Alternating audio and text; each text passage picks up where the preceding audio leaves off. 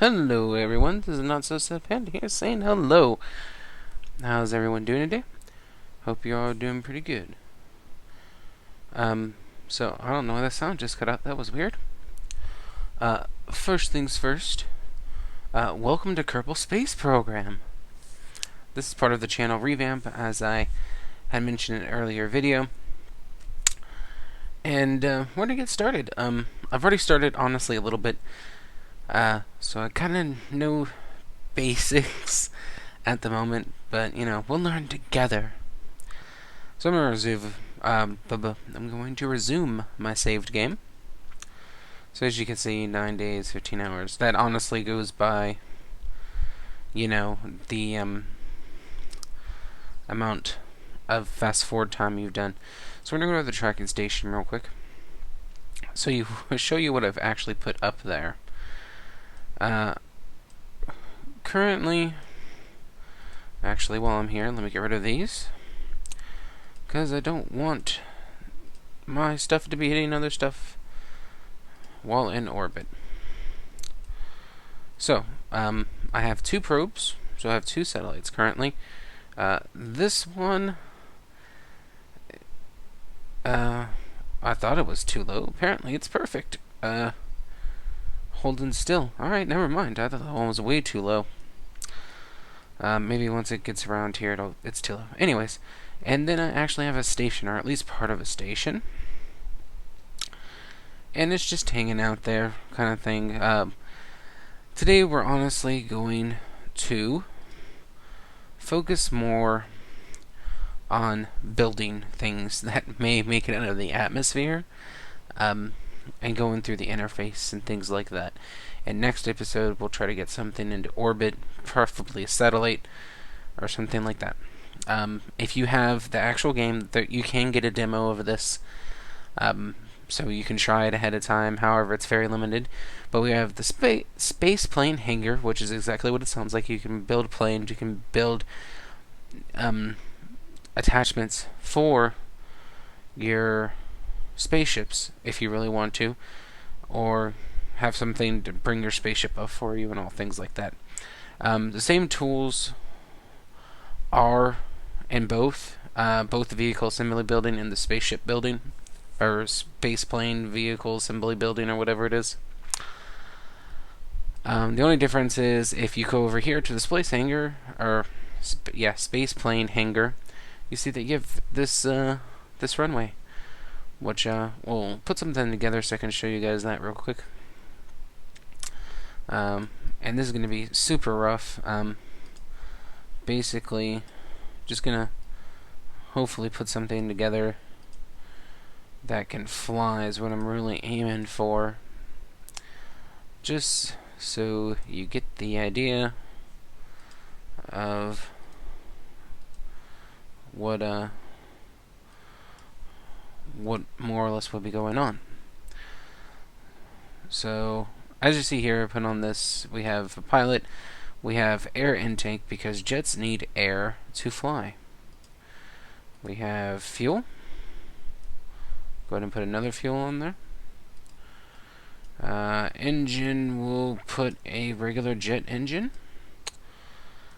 Now, let's get some wings. Wings. There they are. There's some wings. Let's get these bad boys. Click the symmetry mode. Symmetry is something you will be using quite often. Also, something you will probably have to be getting used to is the angle snap. You can change it from circular to rectangle, or octagonal. Octagonal. I don't really know how to. You know what I mean. And you'll be going back and forth with that. Oh. So as you see here, super basic thing going on.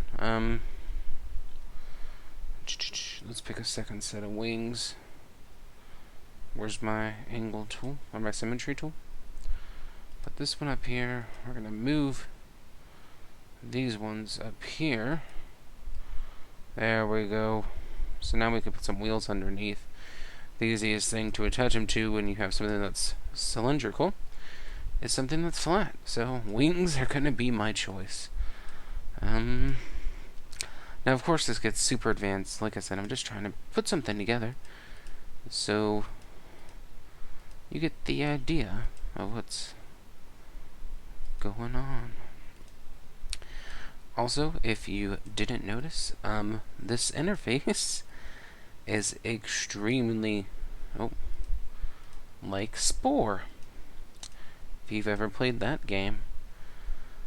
And you can also name your spacecraft up here.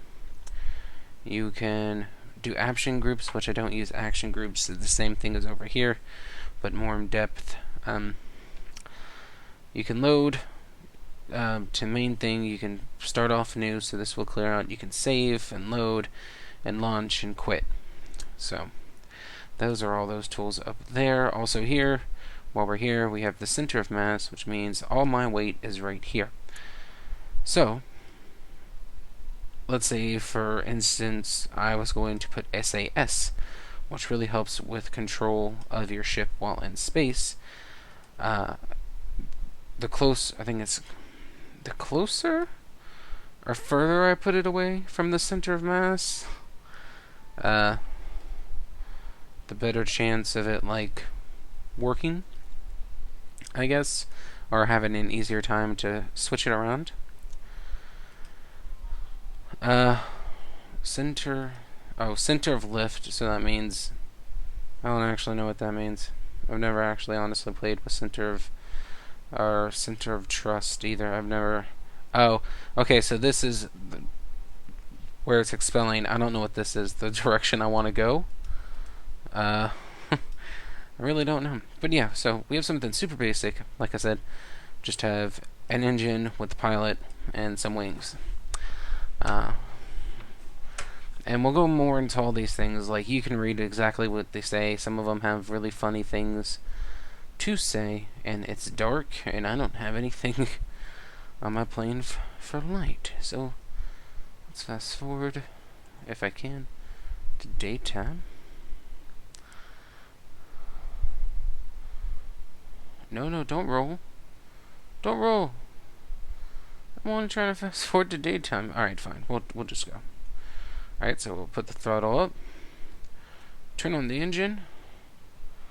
And as you can see, we're going to start moving. Which is good. This is a good thing. Alright. Do we have lift?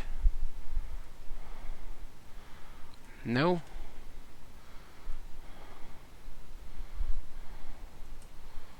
Oh, I didn't put any winglets for up and down.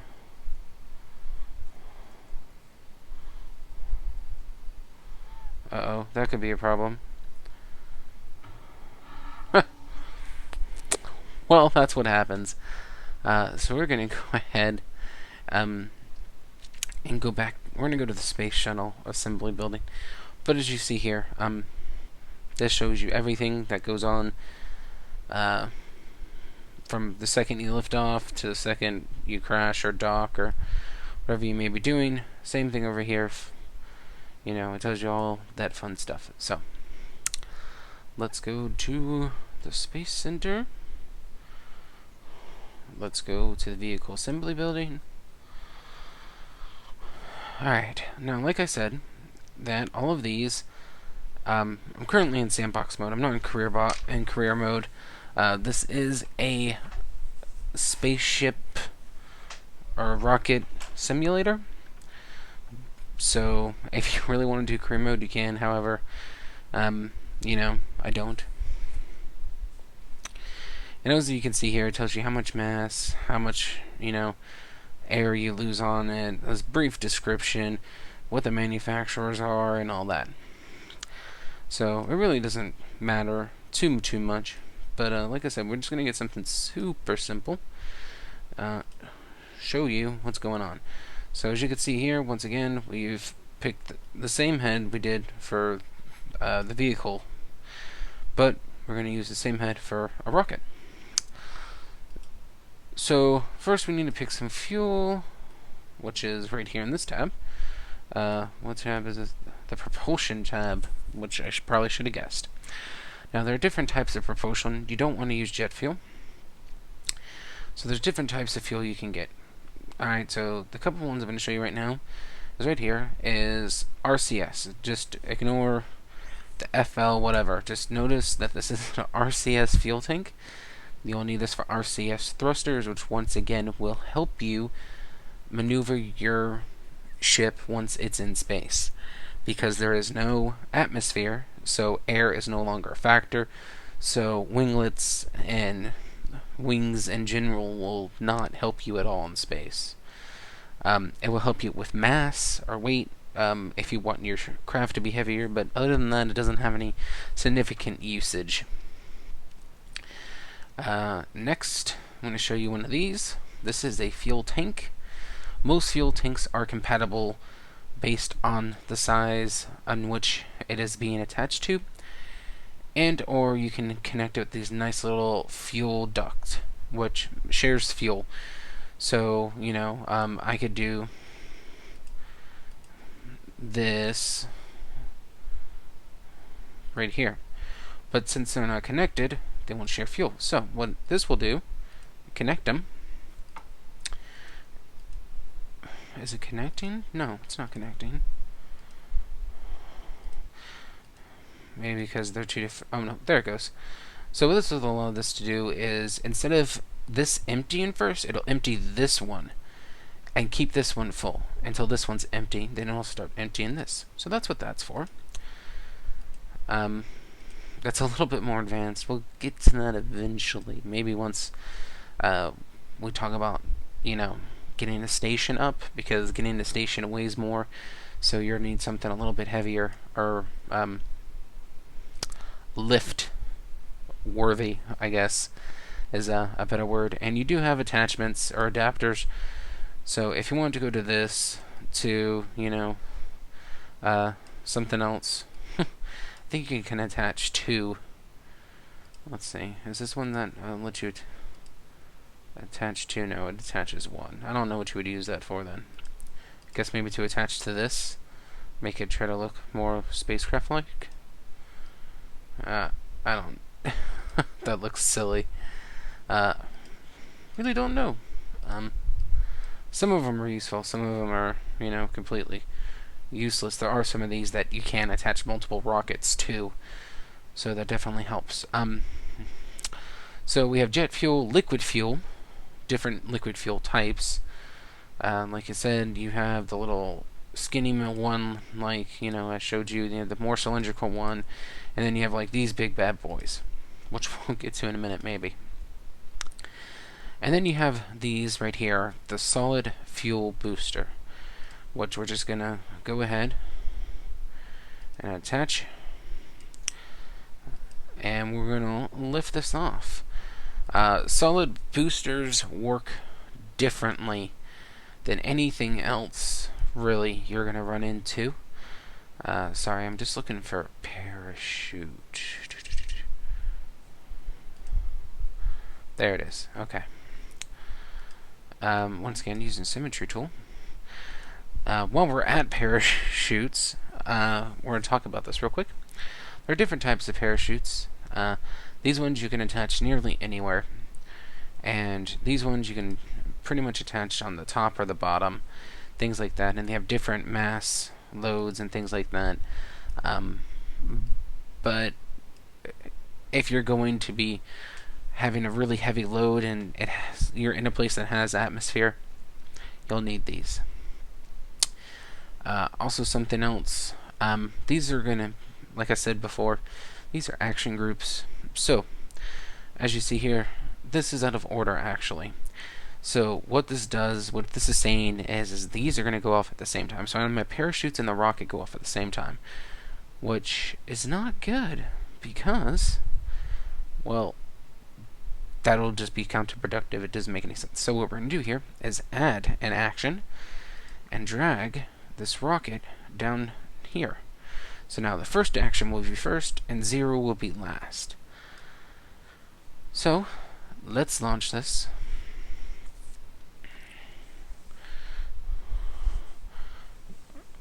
Seriously? It needs to be daytime because it's dark.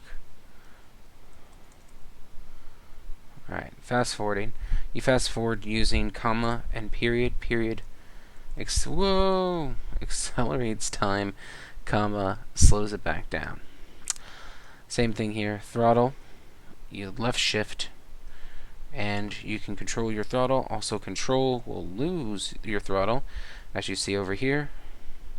And you have your force and your map. Now the map's kind of difficult to control, to at least see what's going on. We'll get to that at a different time. But the throttle really honestly doesn't matter right now, because I can have it way down here on just above not moving, because solid boosters just go full out, balls to the walls, let's go. So they're really useful to getting to the max altitude and then dropping them as soon as you can, because you don't need to be dragging all that extra weight with you. And I don't think you can share fuel with another solid booster. Don't think. Not sure. I've actually never tried it. Maybe we can try that. But yeah, we're going to go ahead and launch this. Push space to launch. And as you can see, it's going up. And like I said, doesn't matter how much I move this throttle. It will never, ever change the speed. Now can I... Oh, I can actually control it without an SAS. So, you move with the A, W, S, and D keys. So, this will move forward, this will move back, this will move right, this will move left, blah, blah, blah. And it's based off where the ball is at the time, not the rocket. Also, Q and E will spin your rocket clockwise and counterclockwise. As you can see here, we ran out of solid booster, and actually we just broke out of the atmosphere. If you look here on the top where it says atmosphere, we broke the first layer. So gravity of the planet is not really a problem at this time. As you can see, or maybe obvious to most of you, we're still going up. We're still gaining altitude. We're still gaining meters per second. Because we're out of the first layer of atmosphere and we're super light. So we're still gaining. Actually, right now we're losing. So we will crash into Earth eventually. Or Kerbal, actually, not Earth. So I'm going to go ahead and speed it up. Speed it up. Speed it up. And just when we get close to the bottom, I'm going to hit space to deploy the parachute. And we're getting closer and closer. And just for time's sake, we're going to go ahead and push space, which will let out the parachutes. Now, about 5,000 meters, the parachutes will go ahead and open all the way. But I believe these are just slowing parachutes. I don't think there's a full parachutes. I don't really remember, honestly, because I'm fairly new. Like I said, I only honestly really know the basics. And I think it's...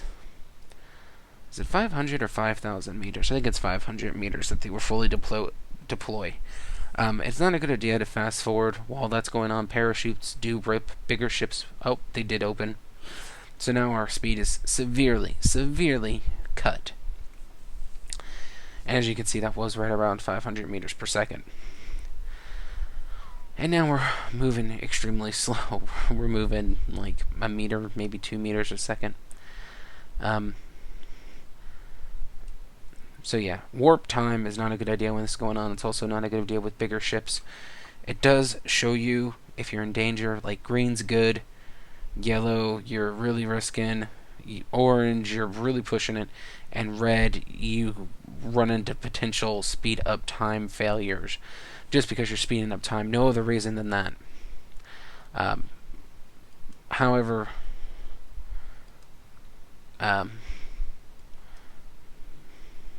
Kirkwall Space Center, or Kerbal Space Center, not Kirkwall, is notorious for having more or less shit happen. Just know ahead of time that some things will go wrong. So kind of running out of time. So I did talk a little bit more and mess around a little bit more than I really wanted to. So we'll get to this more later. But I'm going to attach this booster just to solve my curiosity.